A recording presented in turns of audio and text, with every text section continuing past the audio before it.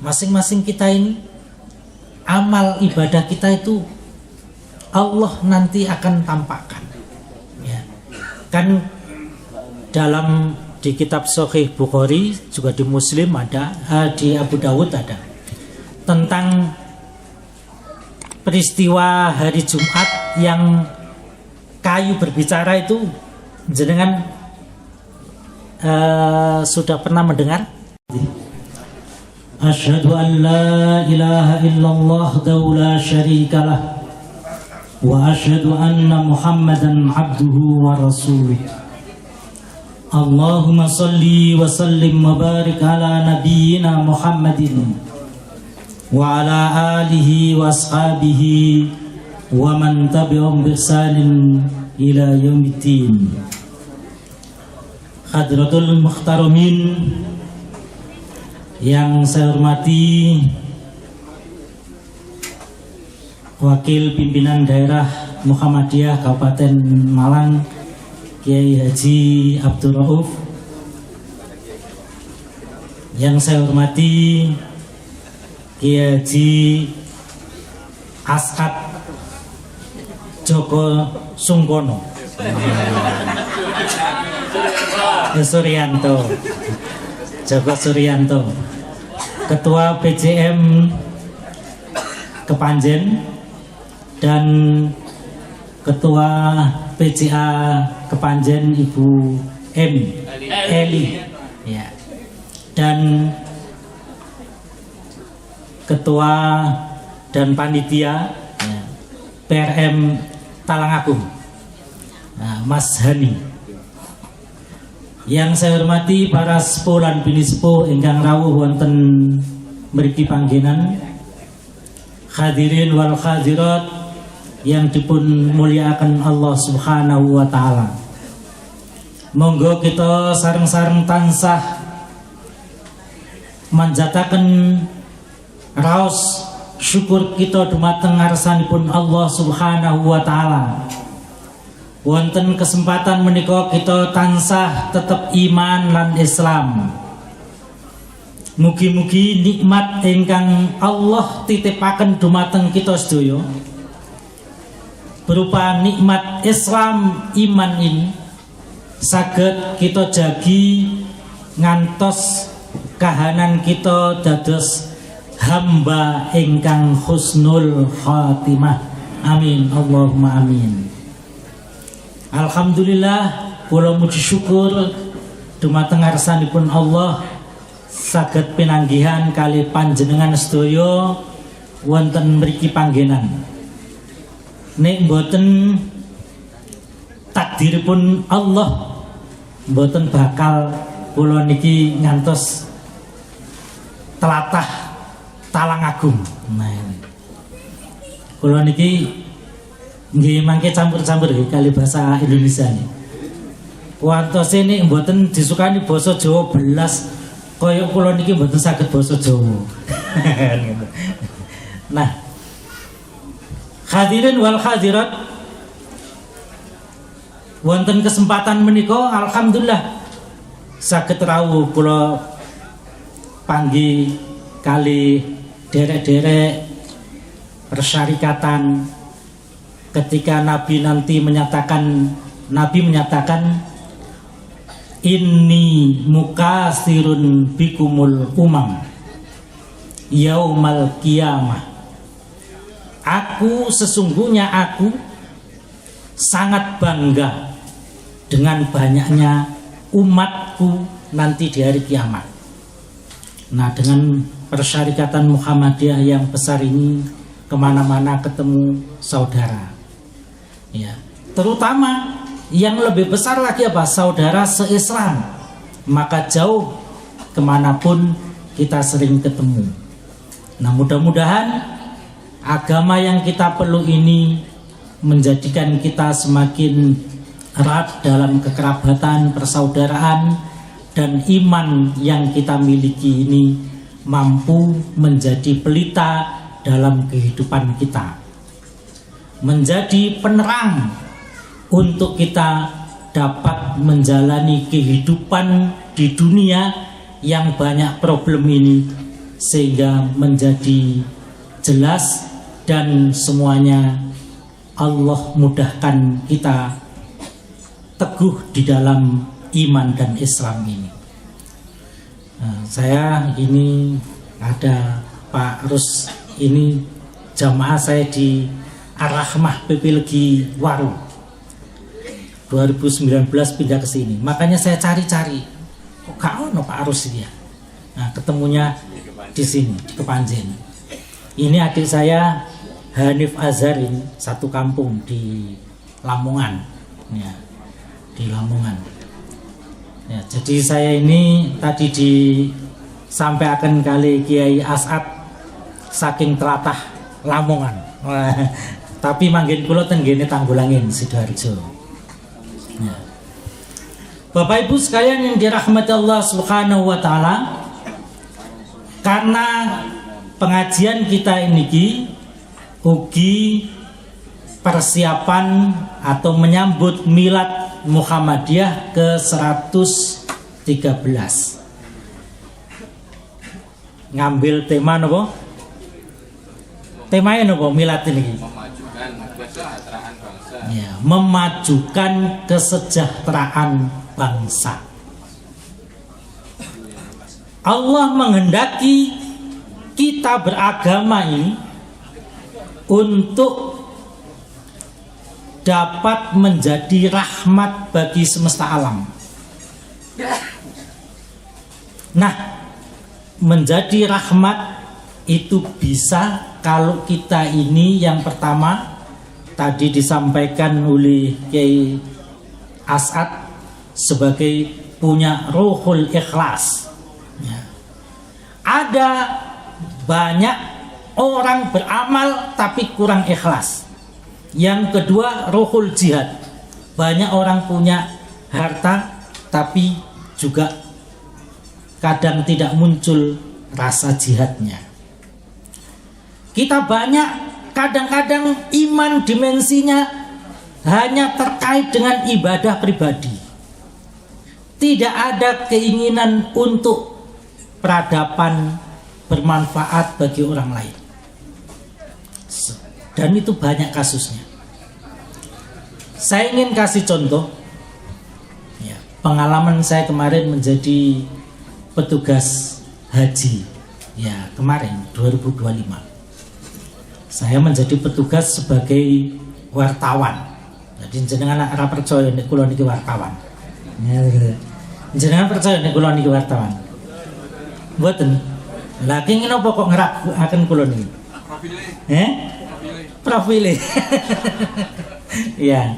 Jadi saya ini menjadi wartawan haji yang bertugas atau rekrutmen saya ini seleksi petugas ibadah haji Arab Saudi. Jadi lebih lama dibandingkan yang petugas dari kabupaten kota yang di Kloter. Saya bertugas di termasuk di pelataran Ka'bah. Kita mendapati Bapak Ibu sekalian, ketika haji, satu musim haji, di antara jamaah kita itu borong pahala. Borong pahalanya seperti apa? Umroh gak mari-mari. Nah, umroh gak mari-mari. Nah, ketika itu ada jamaah ketika sedang tawaf ambruk ya, di pelataran Ka'bah. Ambruk lalu sampai tidak sadarkan diri. Saya tanyakan kepada rombongan, ini sudah umroh keberapa kali? Di antara rombongan menjawab, ini umroh ke-25. 25. Terus kula tangletaken. Targete orang ini berapa kali ya umroh selama haji ini? Kemarin bilangnya 35 kali umroh. Jadi kepingin 35 kali umroh. Tapi yang terjadi kemudian akhirnya apa? Karena ini belum masuk puncak haji. Puncak haji itu di mana? Arafah, Musdalifah, Mina. Dia sudah ambruk, masuk ICU di KKHI Mekah. KKHI itu Klinik Kesehatan Ibadah Haji, ya. Haji Indonesia. Nah, akhirnya apa? Pelaksanaan hajinya dibadalkan atau dibadali petugas. Jadi petugas yang badali. Sehingga nanti saya mikirnya kalau pulang dia nanti cerita tentang haji itu gimana ya kira-kira? Karena nggak ngerti Arafah, nggak ngerti Musdalifah, nggak ngerti Mina, Jumratul Aqobah itu piye, kan gitu ya. Nah, tapi tidak hanya itu. Artinya banyak dalam kehidupan kita, iman kita tidak menempatkan mana yang lebih utama harus jadi fokus. Nah, itu banyak sekali dalam konteks keimanan kita. Ya tadi berburu memang enak, nanti pulang diceritakan, oh Mbah Kung sudah saya umrohi, Mbah Uti sudah tak umrohi, Bapak, Ibu, almarhum, almarhumah semua sudah saya umrohkan. Nah, tapi ketika seperti ini keadaannya gimana? Nah, Bapak Ibu sekalian yang dirahmati Allah, kehidupan kita beragama ini, kita dalam konteks tema Muktamar Milad Muhammadiyah ke-113, yaitu memajukan kesejahteraan bangsa. Kita berkeinginan bahwa agama ini betul-betul mensejahterakan. Kalau tidak mensejahterakan, bisa dipahami salah. Ketika dahulu tidak ada di muka bumi ini yang dihuni Muslim, yang tempat itu tidak dijajah. Semuanya dijajah. Kenapa dijajah? Karena kita menjadi bangsa yang kalah, kemudian lebih memilih untuk minggir, berzikir di surau-surau kita, di pegunungan, di pengasingan, daripada kita menatap wajah kota di masing-masing kita ada. Sehingga apa? Identiknya Muslim kemudian di daerah pinggiran. Maka yang terjadi kemudian penjajahan itu luar biasa. Salah satu kemudian penyebabnya, anak-anak muda kita lebih tertarik untuk belajar komunisme, yaitu ideologi komunis. Kenapa tertarik ideologi komunis? Itu sebabnya karena Rusia di tahun 1674 itu dapat memerdekakan diri dari Imperium Britania Raya, yaitu Rusia itu dulu pernah dijajah Inggris. Nah, ketika bisa merdekakan diri, maka semua bangsa-bangsa itu mengirim kader terbaiknya. Kita dapati DNID itu kader yang cerdas, anak Kiai Muhammadiyah. Muso itu kader yang cerdas, anak Kiai NU. Jadi ada wakilnya, ya, masing-masing wakil. Lalu kemudian bagaimana kejadiannya kok bisa menjadi PKI? Ya itu, karena memandang agama Islam ini ternyata tidak mensejahterakan. Nah, Bapak Ibu sekalian dirahmati Allah, maka dalam momentum yang berbahagia ini, bahwa kita harus memahami untuk mensejahterakan itu kita tidak bisa sendirian, harus kerja bersama. Maka kita berorganisasi ini bagian dari dakwah jamaah, yaitu kita berdakwah berkelompok, bukan sendirian. Nah, untuk apa? Untuk menciptakan Islam ini menjadi rahmatan lil alamin. Nah, kejayaan umat itu ternyata memiliki pilar-pilar. Pilar yang pertama, kejayaan suatu bangsa itu bisa diukur. Semuanya kita sekarang ini Indonesia kemerdekaannya tahun keberapa? 45. Sekarang ini sudah berapa tahun?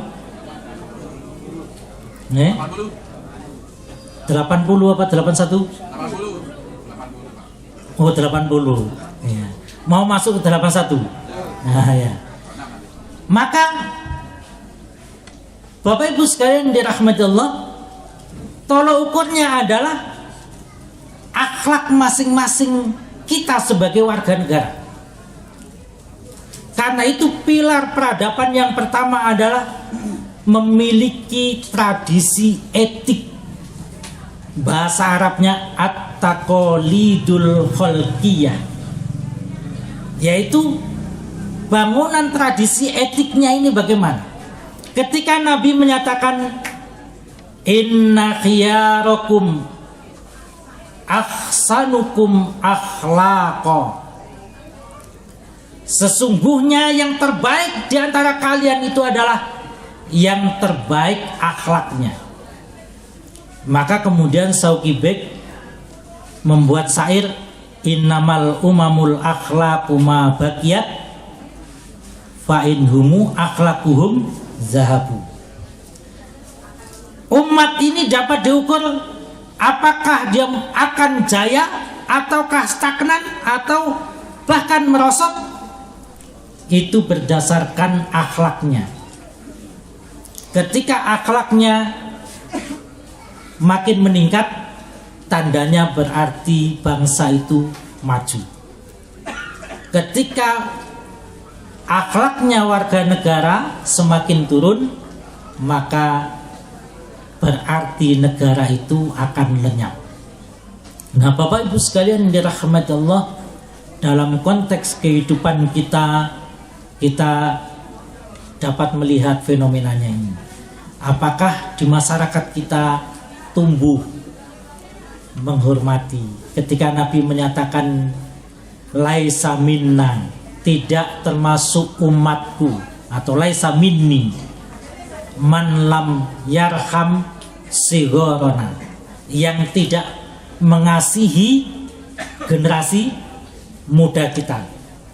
Lalu kemudian Nabi menyatakan yang pertama di redaksi Sahih Bukhari, walam yuwakir, ya, walam yuwakir kabirona, tidak menghormati generasi tuanya.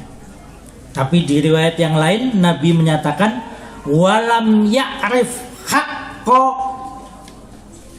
kabirona, ya, yaitu tidak memiliki, tidak mengetahui hak generasi tuanya. Generasi tua itu apa? Harus dihormati, kan gitu. Nah, kehidupan kita jangan sampai kemudian kita peralihan di organisasi, seringkali kemudian dihadapkan ketika yang tua tidak memfasilitasi yang muda, maka itu bencana di kemudian hari. Bencananya apa? Begitu yang muda ini naik panggung, kira-kira balas tidak menghormati, betul? Ya, kejadiannya tidak menghormati. Nah, karena itu kemudian kita ingin pupuk terus bagaimana kita melakukan akhlak yang terbaik ini. Tanpa mewariskan akhlak yang terbaik, maka kita tidak mungkin dapat menegakkan kejayaan. Ya. Ketika kita dihadapkan hukum inkhina, hukum inkhina ini membungkukkan badan. Kan sekarang ada juga ustadz-ustadz yang mengharamkan untuk membungkukkan badan. Nah, tapi kalau di Muhammadiyah kira-kira haram betul bungkukkan badan? Ya enggak lah. Kenapa? Karena Allah, ya jadi terkait hukum inkhina hadis Nabi. Hadis Nabi sebagiannya juga dhaif terkait dengan inkhina. Tapi ayat Al-Quran ada 2 ayat. Yang pertama di surat Al-Hijr ayat 88 dan yang kedua di surat Asy-Syu'ara. Ya. Di dalam Al-Quran surat Al-Hijr, Allah subhanahu wa ta'ala merintahkan kepada kita, waqfid janahaka lil mu'minin, dan rendahkanlah dirimu untuk orang-orang yang beriman. Di dalam surat Asy-Syu'ara Allah menyatakan waqfid janahaka limanit taba'aka minal mu'minin. Ini perintah Allah kepada Nabi. Waqfid janahaka limanit taba'aka minal mu'minin. Rendahkanlah dirimu kepada orang-orang yang mengikutimu, yang mereka termasuk orang-orang yang beriman. Maka Bapak Ibu sekalian dirahmati Allah, bangunan tradisi etik ini harus sekali kita tanamkan di warga Muhammadiyah. Jangan sampai generasi muda kita tidak menghormati generasi tua, lalu kemudian generasi tua tidak mengasihi generasi mudanya. Karena itu akan bencana. Kalau itu kita wujudkan, saya yakin setiap pergantian kepemimpinan kita akan saling dihargai. Saya kemana-mana prihatin konflik pergantian kepala sekolah. Ketika 2 periode nggak mau, kepinginnya 3 periode. Sudah 3 periode, kepinginnya 3 periode setengah. Itu. Ini fenomena, dan di Jawa Timur sangat banyak sekali. Sekarang ini kan kasusnya banyak. Termasuk yang mencuat, ya tidak 2 periode, tapi hanya melanjutkan untuk periode kedua. Yang di Jember kemarin, yang SMA Rami. Apa sebabnya? Bagian dari ternyata kita di dalam membangun tradisi etik itu kurang. Nah, ini saya minta bagian kita para mubalik untuk kita semuanya menjunjung, membangun tradisi etik kita untuk jauh lebih baik. Ketika masing-masing kita memiliki kesadaran, sudahlah kita berjuang di Muhammadiyah ini lillahi ta'ala. Ya, saya ini kan 2 kali muswil itu ada yang mengusulkan untuk ya dalam kontestasi muswil. Artinya apa? Usulan, diberikan kesediaan. Saya tidak pernah bersedia. Kenapa? Loh, saya ini masih muda. Jenengan sepakat saya ini masih muda? Halo, jenengan sepakat betul? Kalau ini kita sinem menapa pun sepuh? Tasinem. Nah, cukupan. Jadi ini kemampu ya. Nah, karena itu kemudian untuk apa ini? Kita berjuang di Muhammadiyah lillahi ta'ala, itu pasti akan kita terima buah kita. Dibandingkan ngongso-ngongso jadi pimpinan, tapi kemudian kita tidak pernah membangun peradaban. Maka setiap kita sumbangsi kita itu dimanapun adalah bagian dari tadi yang disampaikan, yaitu ruhul ikhlas dan ruhul jihad. Pilar yang kedua, Bapak Ibu sekalian, ketika kita ingin bangun kesejahteraan, itu harus ada sumber daya ekonomi. Bahasa Arabnya al-mawaridul iktisodiyah. Ini saya sampaikan, ini saya ngambil dari kitab berbahasa Arab ini, sehingga ya, Al-Mawaridul Iqtisadiyah. Kemarin Majelis Tabligh seluruh Indonesia mengadakan Rakornas, Rakernas kedua, rapat kerja nasional di Kota Batu. Kita ingin mewujudkan setiap masjid kita itu nanti ada unit ekonominya, yaitu kita dirikan koperasi. Kami telah melakukan MOU dengan Kementerian Koperasi, ya, kemarin menterinya hadir secara langsung, dan staf khusus Presiden bidang ekonomi. Untuk apa? Kita akan buat pertama ini pilot project. Beberapa masjid kita akan dirikan koperasi yang untuk menggerakkan ekonomi di lingkungan masing-masing. Kira-kira kalau koperasinya itu ada, itu tantangan atau berkah? Tantangan atau berkah? Tantangan. Jangan hanya melihat gini, nanti modalnya dikasih menteri, Kementerian Koperasi, berarti untuk duit. Nah, tapi itu kalau kemudian salah kelola, Muhammadiyah akan dicap nggak bisa mengurus amanat. Maka kemudian saya berpikir, kita nanti kalau koperasi, kira-kira koperasi itu lembaga keuangan, kita mau jadikan lembaga keuangan konvensional atau lembaga keuangan syariah? Loh, ini kan basisnya masjid, pasti lembaga keuangan syariah. Nah, kalau lembaga keuangan syariah berarti kita nanti butuh Dewan Pengawas Syariah yang sangat banyak, DPS. Nah, siap nggak kira-kira mau baliknya menjadi DPS?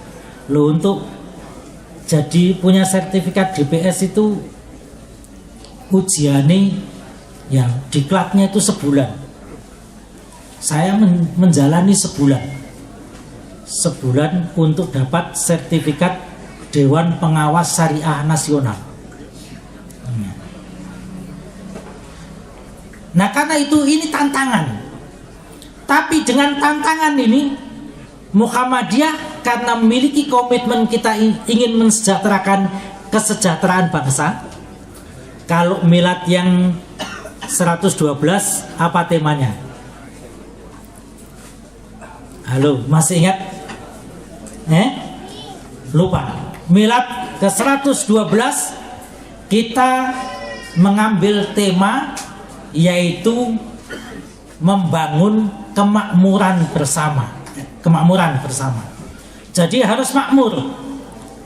Nah, harapannya pas setiap kita muslim, ya, secara makro muslim harus maju bersama, harus makmur bersama. Nah, terkhusus karena yang memiliki tagline makmur bersama ini Muhammadiyah, berarti warga Muhammadiyah harus makmur.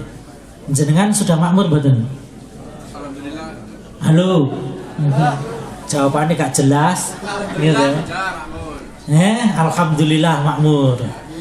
Namung setunggal tok sing jawab makmur. Ya. Maka ini tantangan. Kita ingin menggerakkan setiap pusat peradaban kita, yaitu masjid, itu menjadi peradaban baru untuk membangun ekonomi keumatan. Ya, kita melalui koperasi. Nah, kita akan dapatkan peluang-peluang itu untuk kemudian kita implementasikan dalam lingkungan kita masing-masing. Bapak Ibu sekalian dirahmati Allah, Jenengan ini kalau ditanya jenengan iki tiyang soleh napa mboten? Soleh. Seneng aku akas jawabannya. Soleh ngono. Yakin percaya diri. Sing wengking-wengking niku kok mboten percaya diri. Jenengan nek kula tangleti jenengan niki tiyang soleh mboten? Soleh. Apa alasannya? Ya alasan sederhananya Pak nek gak soleh, aku iki gak melu pengajian. Nggih napa mboten? Nah, kecuali sing dadi guru kepeksan. Nah, sing dadi guru karyawan Muhammadiyah dijak ngaji kepeksan. Nah, ketika kita menyatakan menjadi orang soleh, Allah memberikan kepada kita tanggung jawab. Dalam surat Al-Anbiya surat ke-21 ayat 105 Allah Subhanahu wa taala berfirman, A'udzubillahi minasyaitonirrajim. Walaqad katabna fiz zaburi min ba'diz dzikr annal arda yarithuha ibadiyas salihun. Dan sungguh telah kami catat. Ketika Allah menyatakan mencatat itu keputusan. Ada Pak Hakim kita Kiai Abdul Rahim. Keputusan itu ingkrah kalau ada catatannya atau hanya ucapan Pak Hakim? Putusan hakim itu kan harus tercatat, bukan hanya lisan. Allah menyatakan walaqad katabna, telah kami tulis di dalam kitab Zabur, bahkan catatan itu jauh sebelumnya, yaitu di Lauhul Mahfuz. Catatan itu berisi bahwasanya bumi ini yang mewarisi adalah hamba-hambaku yang soleh. Ya, jadi hamba-hambaku yang soleh. Allah menggunakan kalimat yarithuha, tapi ternyata diterjemahkan diwarisi. Kalau diwarisi itu kan bahasa Arabnya yurosu, yaitu fi'il mudhari majhul. Padahal Allah menggunakan fi'il mudhari maklum, yaitu mewarisi. Apa bedanya? Ketika pasif diwarisi berarti nerimo ing pandum.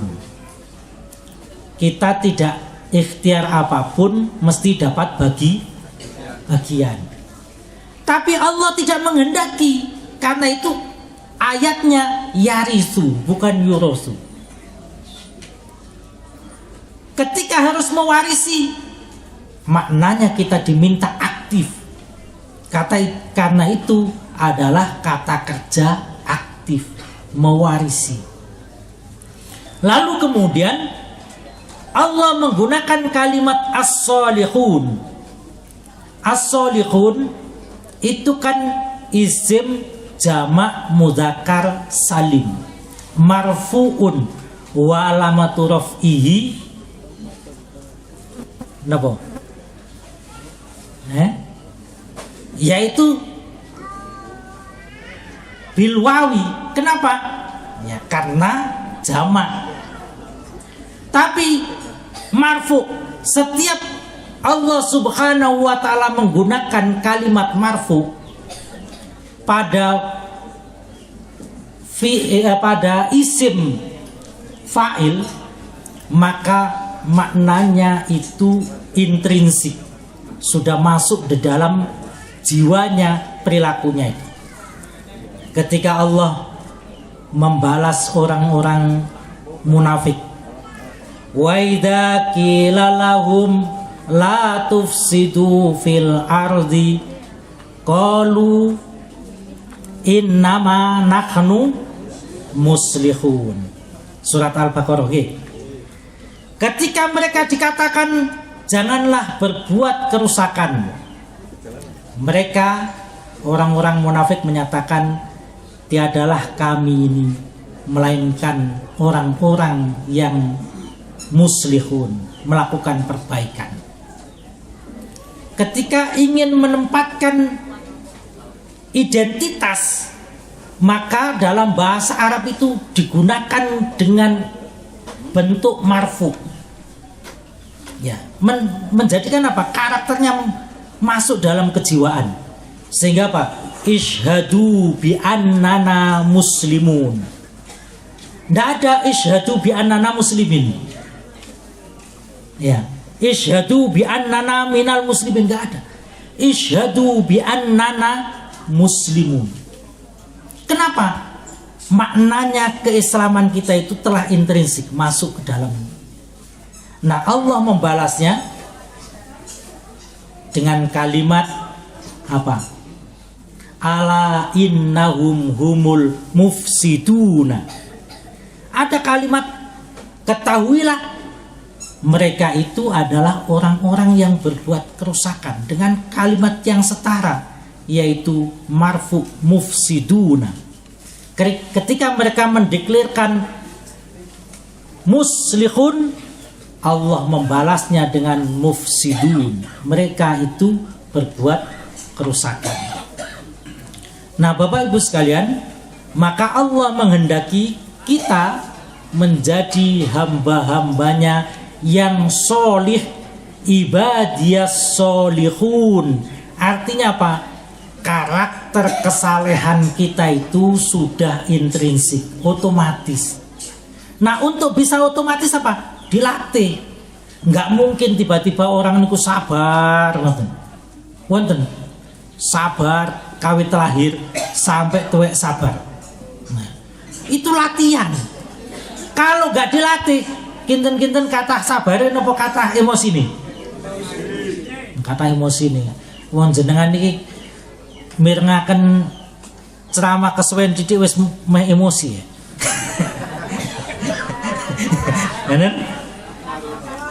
Oh, kelangopan mawon. Nggih, alhamdulillah kelangopan. Nah, Bapak Ibu sekalian dirahmati Allah, maka setiap kita Allah Subhanahu wa taala menyatakan bumi ini yang mewarisi itu hamba-hambaku yang soleh. Ketika kita sekarang ini jenengan semuanya nama Muhammad, Ahmad, Husain, Hasan, sing gawe bahasa Arab, terus celono cingkrang, singgotan, melbu nang imigrasi Amerika Serikat. Mboten cukup 2 jam, Pak. Gak cukup 2 jam. Urusannya sampean. Hanya karena jenenge Muhammad, Ahmad, Hasan, Husain, terus didelok potongane jenggoten cingkrang. Nah, napa? Dianggap teroris. Nah, kalau sudah seperti itu, kan kita menyatakan izul Islam wal muslimin di mana? Kenapa? Ya karena kita mahjubun bil muslimin. Jadi kemuliaan izzah Islam ini terhalangi, terdinding karena perilaku muslim sendiri. Nah, Bapak Ibu sekalian dirahmati Allah, pilar yang ketiga untuk kita membangun kesejahteraan bersama ini adalah memiliki sistem politik yang baik, yaitu an-nidhamus siyasiyah atau siasah itu. Yaitu sistem politik kita harus diperbaiki. Nah, mudah-mudahan kita sekarang ini di masa Presiden Prabowo ini, kita sedikit demi sedikit dapat berharap untuk sistem politik kita menjadi lebih baik. Kira-kira jenengan iki pesimis napa optimis? Kan jawab sing mburi. Kowe pesimis kabeh. Jenengan niki ten Indonesia niki optimis napa pesimis? Optimis. Ya harus optimis. Nah, kita dihadapkan pada sistem politik yang terus sekarang ini rasa-rasanya. Dahulu kita melihat sosok-sosok bupati, anggota DPRD, kabupaten, kota, lalu provinsi, DPR RI. Itu orang-orang hebat betul masa silam. Betul. Nah, sekarang ini kan wajah-wajahnya beda. Sehingga kita lalu mempertanyakan negara kita ini bagaimana posisinya. Nah, ini saya kira masing-masing kita memiliki sumbangsih untuk menciptakan sistem politik yang baik untuk kehidupan kita. Yang keempat, pilar peradaban itu harus adaptif dengan ilmu pengetahuan dan teknologi. Ya.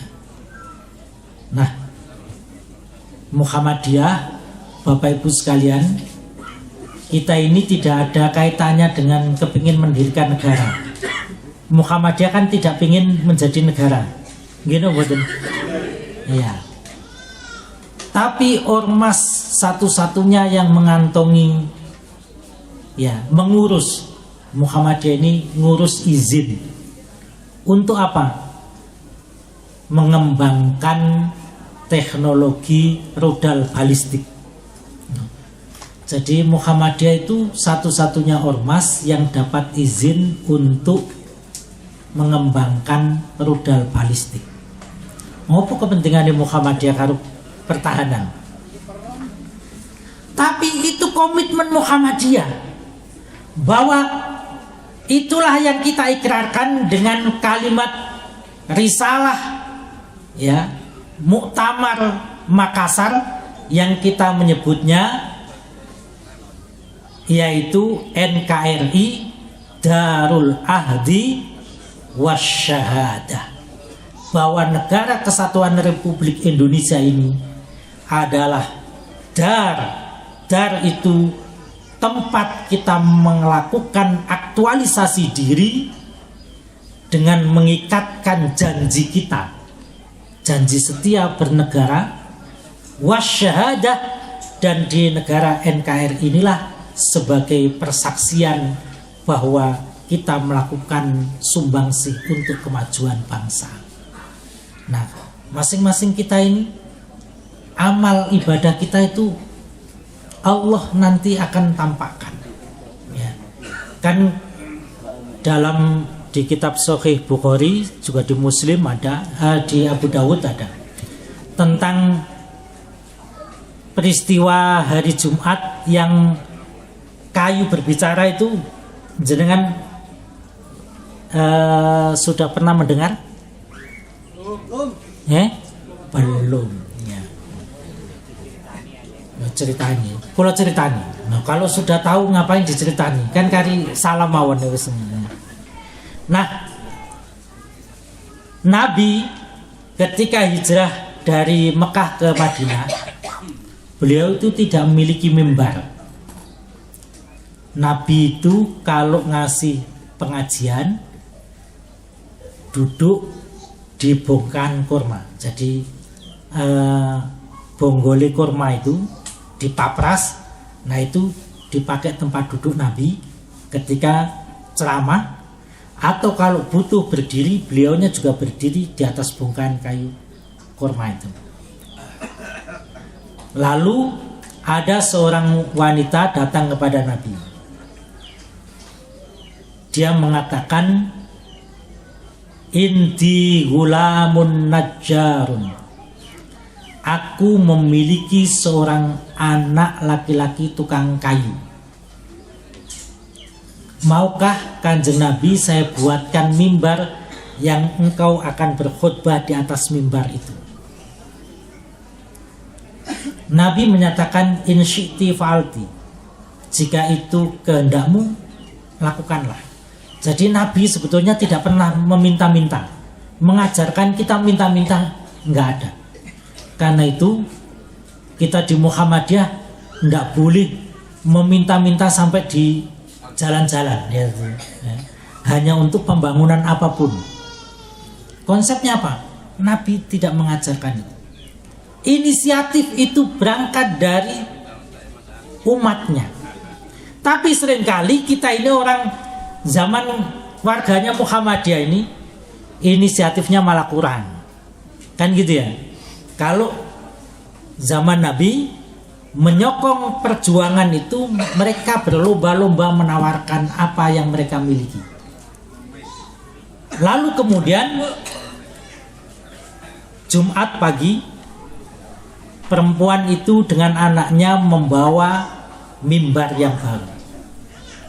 Lalu bongkahan kayu itu dipinggirkan di pojok mihrab. Ketika khutbah Jumat berlangsung, semua sahabat mendengar tangisan yang menyayat hati. Ya. Semuanya mencari dari mana asalnya jeritan yang menyayat hati, tangisan itu. Semuanya tertuju pada bongkahan kayu kurma itu. Nabi turun dari mimbar, lalu Nabi memeluk bongkahan kayu kurma itu. Dalam hadis Nabi, hatta ta'inna aninas sobi. Nabi memperlakukan memeluknya itu seperti menenangkan seorang anak bayi. Ya, dipupuk, dielus sampai tenang. Lalu Nabi kemudian melanjutkan lagi khutbahnya. Setelah sholat selesai Jumat, lalu kemudian para sahabat bertanya, apa yang terjadi ya Rasul? Rasul menyatakan, bongkahan kayu kurma ini menangis, merasa tidak akan lagi digunakan untuk menyampaikan kebaikan-kebaikan. Jadi Allah tunjukkan itu di hadapan para sahabat, bahwa apa yang kita persangka benda mati, ternyata ketika di sisi Allah itu tidak mati, dia bisa berbicara. Maka panjenengan semuanya setiap hadir di pengajian, kursi yang panjenengan semuanya duduki nanti akan membicarakan kita hadir dalam pengajian itu. Kan tinggal nanti ceritanya gini, kursi cerita, oh hadir Pak, hadir ya Allah, tapi mbek ngantuk. Hadir ya Allah, ngomong karo koncone dhewe. Hadir ya Allah, majelis taklim, tapi nonton WA tok. Nah, nonton HP ini tok. Nah, kan tinggal berceritanya itu masing-masing. Tapi Allah Subhanahu wa taala tunjukkan bahwa yang kita persepsi mati, Allah nyatakan itu dapat berbicara. Tapi jangan pernah khawatir. Dalam hadis Sahih Bukhari dan Muslim yang sangat panjang, itu pernah diadukan oleh para malaikat. Jadi malaikat ketika ditanya siapa saja yang hadir dalam pengajian ini, lalu kemudian apa yang mereka minta sehingga mereka hadir di pengajian, malaikat menjawab, mereka minta surgamu ya Allah. Jenengan minta surga ini Gusti Allah mboten? Nggih. Nek gak jawab berarti gak entuk surga pancen. Ya apa? Wong ditawani surga kok yo aras-arasmu. Nah ya. Lalu kemudian Allah bertanya kepada para malaikat, apakah mereka pernah lihat surgaku? Belum ya Allah. Loh, belum pernah lihat kok bisa cinta betul? Lalu Allah bertanya, bagaimana kalau mereka melihat surgaku? Malaikat menyatakan, asyaddu hubban. Pasti mereka akan menghebat cintanya kepada majelis taklim, kepada pengajian. Nah, lalu Allah bertanya, apa yang mereka khawatirkan? Mereka khawatir memperoleh siksa nerakamu ya Allah. Allah bertanya kepada malaikat, mereka sudah tahu nerakaku? Belum tahu ya Allah. Diceritani ae wedi pisan. Nggih napa mboten? Allah tanya pada malaikat, andaikan mereka tahu nerakaku, apa yang mereka lakukan? Asyaddu firaran, pasti mereka akan lari sekencang-kencangnya menjauhi neraka itu. Lalu kemudian Allah merintahkan, ampunilah semuanya. Para malaikat itu sudah protes. Ya Allah, di antara mereka yang hadir semuanya tidak tulus untuk ikut pengajian. Ada yang karena kerja di aum, di absen, kalau nggak hadir dipotong gajinya, kan itu. Atau nggak bisa jadi kepala sekolah.